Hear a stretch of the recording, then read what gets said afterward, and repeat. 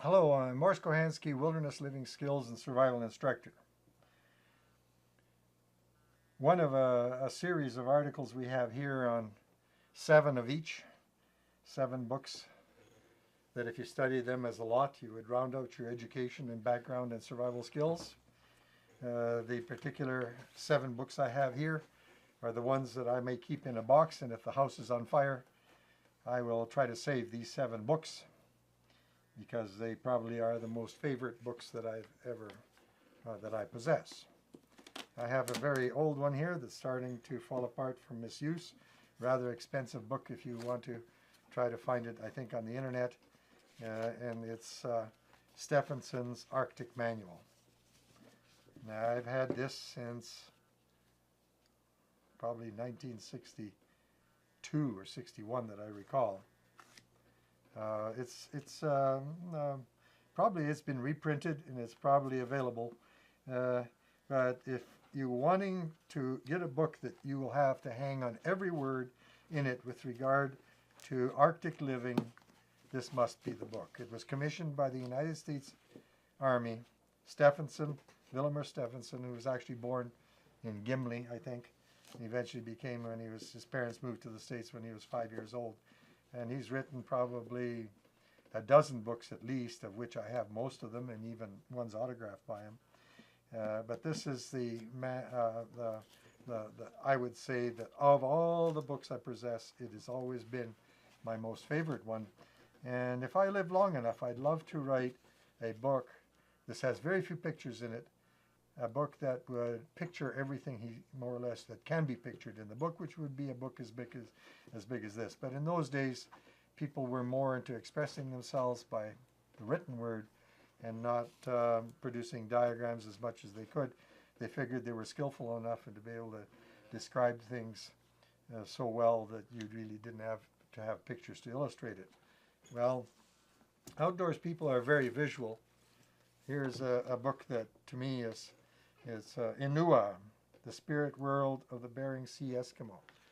Now, it's again delightfully illustrated. This one has got virtually no line drawings. They are all pictures of actual artifacts collected by one individual. And it's a book that I read over and over and over again, and there are many subtle refinements in many things with regard to being that much more skilled when you want to become a survivalist. There's one that deals with clothing, body and clothes. Now, the issue of clothing design, books on fashion, there might be enough to fill this room, but books on the actual physics, the physiology of the human that needs protection by clothing and the physics of the clothing that provides it is very rare. And this is sort of an analysis of the many different ways that people clothe themselves right from the earliest time, whatever evidence archaeologically or whatever, it's in here.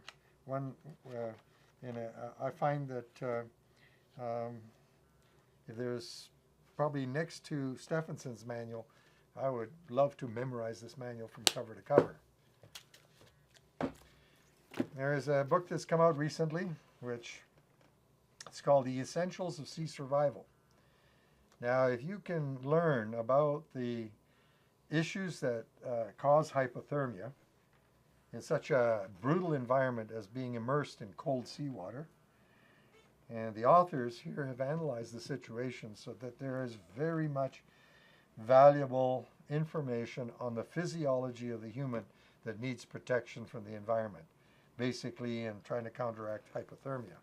And I would say that it's probably, of all I would say, I've mentioned Cody Lundin as having a very good book on survival. This might just be one I would master before his book in a way because of the technical knowledge that is around what us humans have to do to be able to stay comfortable when we are far away from the environment where we were developed. Another local author that I've run across, because when I discovered this book, I bought many copies as gifts for other people. Craftsmen of Necessity by Christopher Williams. And I walked into a bookstore in Edmonton one time, and here was a big pile of these books on special, which I was just absolutely ecstatic. And when I bought such a large pile, the owner of the bookstore said, "Do you know this Christopher Williams?" And I said, "No, I haven't met him." And he said, "Well, he's a friend of mine." Well, anyway, if you were to adopt a philosophy of survival with regard to exactly what you have to know and what you have to do, you take this, and this book would, every second word would contribute to the development of that philosophy. And this is actually dealing with the type of organic existence that people used to have when everything was tempered by what nature would provide. Then the Caterpillar tractor came along and ruined all that, because with that brutal machine you could shave off hills and dig deep ditches and so on, but with an animal and a wooden plow you couldn't do that much damage to the environment. And another book here that is, I think, of European origin, Hunting. The book actually covers every European method, from dogs to falconry to firearms, but in the area of firearms of the musket, to the traps, the deadfalls.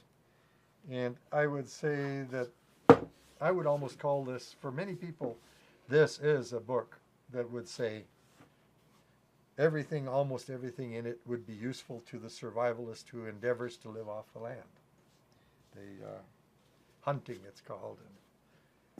And then there's one book that has come out from people near us. Jill Oakes and Rick Riewe have spent a lot of time in Alberta at the university and so on. The Spirit of Siberia, the traditional native life, clothing and footwear. In survival, we find that clothing, like the book there, is your first line of defense.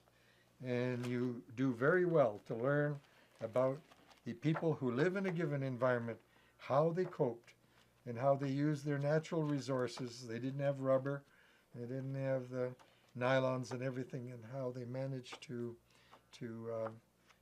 live a pretty sophisticated existence by using the animals available to them in the construction of knowing how to harness what the reindeer produced for you in the form of a reindeer hide to make clothing that I'm sure maybe never ever possible to be able to imitate in synthetics.